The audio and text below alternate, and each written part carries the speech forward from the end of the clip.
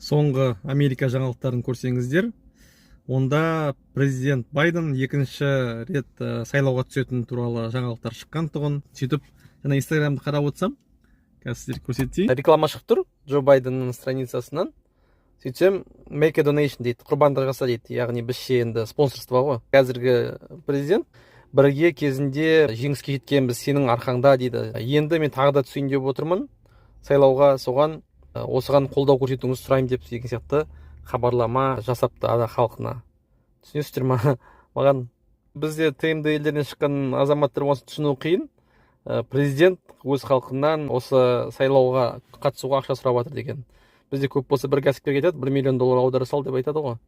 Талай не істеп жүріп қой, сайлауды сен өзің анаңнан жауапкершілікті қолмен көтер деген сияқты әртүрлі айтады. Енді мына мүлде басқа әлем біздің басымызға сыймайды. Бұл дұрыс па, дұрыс емес па, енді әркім өзі білер енді.